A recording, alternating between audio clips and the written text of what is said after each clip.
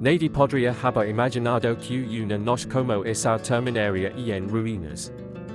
Margaret Grayson, sus 62 años, caminaba por el salón de baile del Willowbrook Country Club como si aún tuviera la obligación de lucir intacta.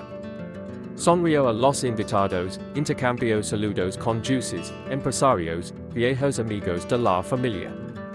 A su lado, Harold, sobrio, sereno, impecable. Estaban celebrando 40 años de matrimonio frente a más de 200 personas.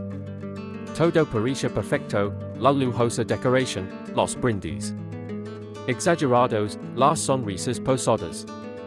Pero por dentro, Margaret ya no era la mujer que una vez fue. Se había despertado con un nudo en la garganta que ningún café caro la haría bella, y pasó el día con la incómoda sensación de que algo estaba a punto de desmoronarse. Era un matrimonio construido sobre el silencio y la conveniencia, y su cuerpo lo supo antes de que su mente lo admitiera. A las 6:00, se puso el vestido azul que Harold había elegido meses antes. La cremallera de la espalda parecía contina más que tela, contenía años de gritos reprimidos, de humiliaciones ocultas y escenas formales y viajes sin alma. El mono sujeto con horquillas rígidas no dejaba espacio para ningún mechón suelto, ni para los recuerdos que intentaban escapar. Cuando llegó al salón de baile, todos la rodearon de cumplidos, abrazos y discursos ensaiados sobre un matrimonio ejemplar. Nadie vio sus manos temblorosas, su mirada demasiado fija, la ausencia en su interior. Margaret caminaba entre las mesas como si caminara sobre los escombros de una casa que aún no se había derrumbado. Margaret no sabía por qué, pero algo en su interior se negaba a seguir el guión este día. Durante la cena, miraba los rostros de la mesa principal, pero su mente divagaba. Su hijo, Daniel, sentado a la izquierda de Harold, parecía inquieto, como si él también estuviera desconectado de la actuación. Eleanor, la hermana menor de Margaret, evitaba todo contacto visual. Había una tensión en el air, algo que ni siquiera el vino caro y las risas forzadas podían disipar. Cuando el maestro de ceremonias anunció que la pareja daría el tradicional discurso de aceptación, Margaret sintió que el corazón se le aceleraba de una forma extraña. Era como si su cuerpo supiera que en ese micrófono habría algo más que simples palabras festivas. Harold fue el primero en hablar. Con la postura erguida y la entonación calculada, comenzó agradeciendo a los invitados, a su familia y a su esposa. Pero entonces, sin cambiar de tono, pronunció la frase que atravesó la sala como una cuchilla, nunca los amé. Solo eran convenientes. Hubo una pausa que pareció durar minutos. Los cubitos cesarán, las conversaciones cesarán. Nadie entendió de inmediato si se trataba de una broma fuera de lugar o de un era de guión. Pero Harold no rió. Simplemente devolvió el micrófono, con esa misma mirada vacia que Margaret conoce tan bien. Ella no lloró. No gritó. Simplemente respiró hondo, tomó el micrófono con firmeza y miró a Eleanor. Y en ese momento, algo dentro de ella que había estado atrapado durante 40 años finalmente se rompió. La sala permaneció en silencio mientras Margaret comenzaba a hablar.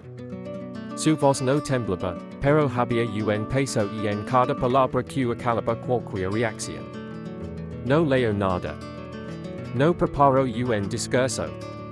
Simplemente miró a los rostros que la observaban y dijo, con la franqueza de quien ya no tenía nada que perder, hace 40 años, me case estando embarazada. Pero el padre de mi hijo no era Harold. Se llamaba James Carter. Y murió en un accidente de coche 2 semanas antes de la boda. Algunos invitados abrieron los ojos de par en par, otros bajaron la mirada. Eleanor, con las manos cruzadas sobre el regazo, mantiene la mirada fija en el suelo. El ánimo festivo se desvaneció. Esto ya no era una fiesta, era el comienzo de un ajuste de cuentas. Margaret contó entonces lo que nadie había imaginado jamás. Dijo que ella y James habían planeado huir, que él era el gran amor de su vida. Pero su padre, un hombre estricto y orgulloso, lo descubrió todo y la obligó a casarse con Harold. El embarazo no podía filtrarse, la reputación de la familia estaba por encima de todo. Todos creían que James había muerto en un trágico accidente, pero Margaret sabía, incluso sin pruebas, que no había sido una simple coincidencia. Esa noche, por primera vez, dejó que la verdad saliera a la luz, James había sido asesinado. Y no por un extraño. Miró directamente a Harold y dijo, con una frialdad que pocos habían visto antes en ella, mataste al único hombre que he amado. Y lo hiciste parece como si fuera el destino. Un murmullo comenzó a extenderse entre los invitados, pero nadie se atrevió a interrumpir. Margaret se mantuvo firme, como si cada frase la liberara de todo lo que se había visto obligada a tragar durante décadas. Reveló que Eleanor, su hermana, había presenciado el accidente.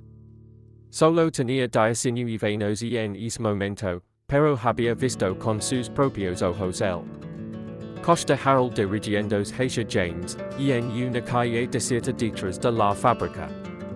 No frenaste. Aceleraste. Y luego saliste del coche como si estuvieras ayudando a alguien.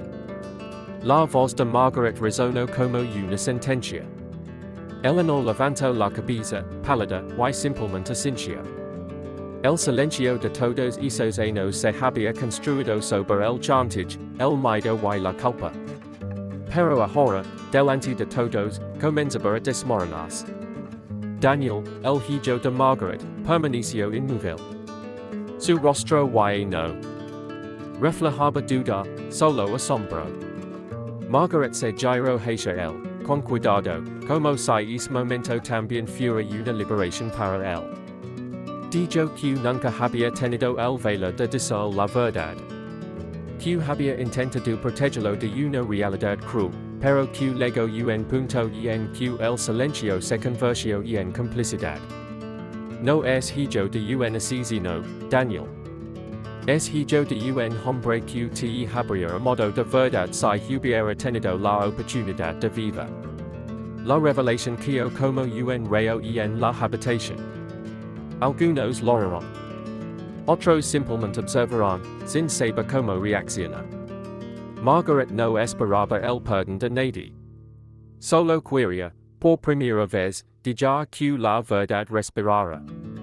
Harold, imperturbable hasta entonces, dio un paso al frente e intentó interrumpir, pero ya era demasiado tarde. Margaret, con la calma de quien había esperado ese momento durante 4 décadas, abrió la bolsa que llevaba y sacó un sobre grueso y cuidadosamente cerrado. Dijo que dentro estaba la evidencia que todos siempre le habían dicho que no tendría. Tiene fotos. Tiene una carta escrita por James. Tiene registros de transacciones financieras de la época. Y, lo más importante, tiene un libro de contabilidad que crees que nadie volvería a ver. Levantó el sobre frente al público.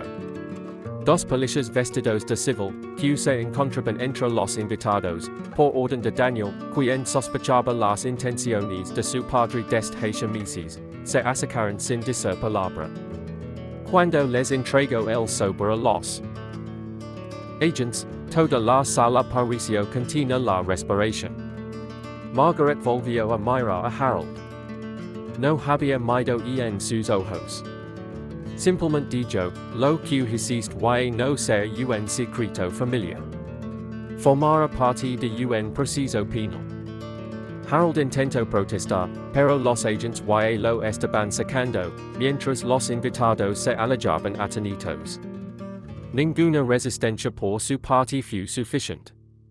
La escena parecía increíble, el hombre que durante décadas había sido visto como un ejemplo de seriedad, esposado y en su propio aniversario de bodas.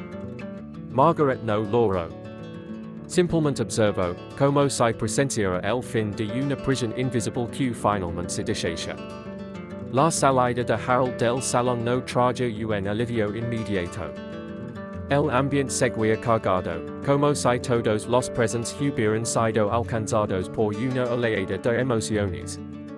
Algunos invitados se marcharon discretamente, otros permanecieron como atrapados en una especie de trance. Daniel permaneció inmóvil, sin saber si lloraba o respiraba. Margaret se acercó a él con una atención casi maternal, tocando el hombro como para disculparse por todo lo sucedido. No dijo nada. No era momento de consuelo, era momento de reconstrucción. Por primera vez, Marta y Hijo se miraron de una manera nueva, sin máscaras, sin roles impuestos, sin la presencia asfixiante de Harold entre ellos. Eleanor, que había vivido todos esos años al lado de Margaret, también se acercó. Estaba visiblemente conmocionada, pero parecía aliviada, como si lleva consigo secreto la hubiera revuelto partes que ahora empezaban a respirar de nuevo. Abrazó a su hermana con fuerza, sin palabras. El gesto expresó todo lo que había estado reprimido durante décadas: miedo, culpa, amor, impotencia. Esa noche, 3 personas salieron del salón de baile de forma distinta. Ninguna más joven, pero todas más libres. Margaret no se sentía vengada, la venganza nunca fue su objetivo. Quería justicia. Y más que eso, quería que su silencio dejara de ser una herencia para su hijo. Quería que Daniel pudiera mirar a su propio partido y saber que, por fin, la verdad tenía cabida. Margaret se dirigió a la mesa principal y cogió una pequeña caja de madera que estaba entre los arreglos. Era discreta, vieja, y muchos ni siquiera habían notado su presencia. La abrió lentamente, revelando una carta cuidadosamente doblada que se había amarelado con el tiempo. Era la última carta de James, escrita la noche antes de su muerte. Margaret la había guardado durante 40 años, la había leído tantas veces que se sabía cada línea de memoria, pero decidió compartirla con todos por primera vez. La leo en voz alta, con voz firme, sin adornos. James habló de miedo, habló de amor, habló de la sospecha de que alguien lo perseguía. Y le pidió que siguiera adelante si algo sucedía. No dejes que borren lo que hemos perdido. Un día, cuando puedas, di la verdad. Por mí, por ti, por este hijo que llevas dentro. Mientras leía, la sala se sumió en un silencio distinto, y no de conmoción, sino de respeto. Esa carta era la última voz de un hombre silenciado por la codicia. Era la última pieza de un rompecabezas que muchos optaron por ignorar por conveniencia, comodidad o cobardía. Margaret terminó de leer con pulso firme, pero con lágrimas en los ojos. No había teatro allí. Había dolor real, recuerdos reales, pérdidas irrecuperables. La carta, sencilla y directa, humanizó un nombre que hasta entonces había sido solo una sombra del perdido. Esa noche, James dejó de ser solo un recuerdo. Se convirtió, ante todos, en la verdad que sustentaba la mentira de aquel matrimonio. Cuando Margaret terminó de leer, no esperaba aplausos ni consuelo. Solo quería que esa historia finalmente saliera de su pecho y llegara al mundo como una verdad indiscutible. Miró a Daniel, quien aún sostenía el sobre con los documentos, y vio en él una expresión que nunca antes había visto, la de un hombre que, incluso en medio del dolor, comenzaba a comprender quién era realmente. No como el hijo de Harold, sino como el resultado de una historia que había sido interrumpido a la fuerza y mantenida oculta por interés propio. Daniel camino hacia el centro de la sala, sostuvo el micrófono que aún estaba allí y pronunció unas palabras, pero cargaban con todo el peso de esa noche. Esta fiesta no fue una celebración. Fue una despedida. Y eligió dar aquí con la verdad a mi lado. Lo que seguió fue una lenta dispersión de los invitados. No había ánimo para continuar, ni siquiera para cuestionar. Muchos se marcharon cabizbajos, otros con lágrimas en los ojos. Algunos, en absoluto silencio. La familia Grayson, durante décadas considerada un ejemplo de sobriedad y éxito, ahora era vista bajo una luz diferente, no por el escándalo, sino por su valencia. Margaret no se quedó hasta el final. Le pidió a Eleanor que la acompañara a la puerta, y Daniel la siguió. Cruzaron el pasillo en silencio, cada paso marcando el fin de una era. No se cruzaron palabras en es viaje, pero las miradas que intercambiaron lo decían todo, el dolor compartido, la liberación alcanzada y la certeza de que, aunque el futuro fuera incierto, al menos ahora era real. Afuera, el viento de esa noche se sentía diferente. Margaret respiró hondo, como si por primera vez el air no estuviera cargado de tensión. Se giró para contemplar el imponente edificio del club, iluminado por focos y adornado con flores que no tenían sentido. Dentro estaba la última versión de la mujer que durante años había vivido para guardar las apariencias. Por primera vez en 4 décadas, no sentía la necesidad de representar nada. Era solo ella, con sus arrugas, su cansancio y la verdad finalmente dicha. Eleanor le apretó la mano con fuerza, como si también se despidiera de un capítulo difícil, de años de emisión forzada. Ambas sabían que no había vuelta atrás. Y en cierto modo, eso también fue un alivio. Daniel sugirió que volvieran juntos a casa, y ninguno de los dos dudó. En el coche, nadie dijo gran cosa. Había un agotamiento emocional tan intenso que ni siquiera el silencio podía aliviarlo por completo. Pero también había paz. Una paz extraña y nueva que aún no sabía cómo integrar. Margaret observaba a su hijo por el retrovisor, intentando encontrar rastros de James que tal vez hubiera ignorado antes. Pensó en todo lo que Daniel había ignorado durante todos esos años, y al mismo tiempo, se preguntó si habría podido soportar saberlo antes.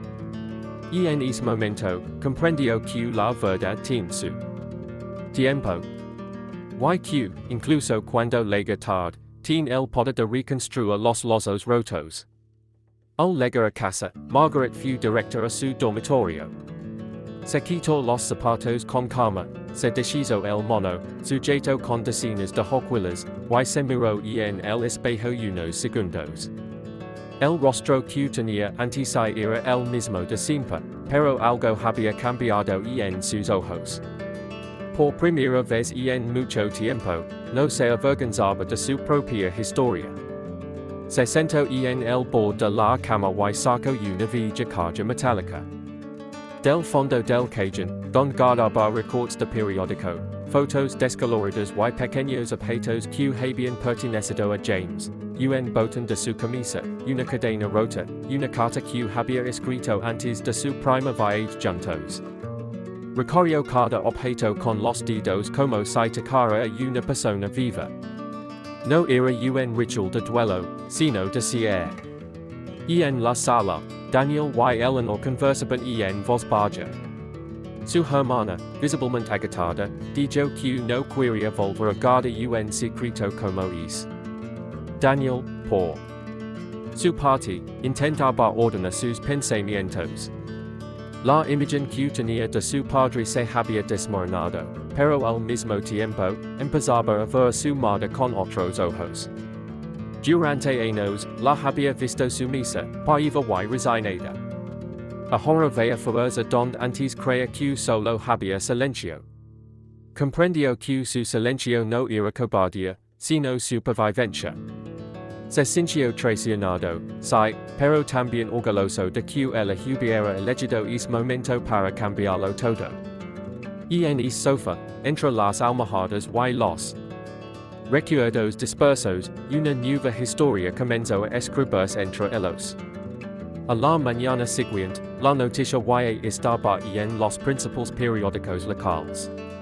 Empresario arrestado durante la celebración de su boda tras las impactantes revelaciones de su esposa.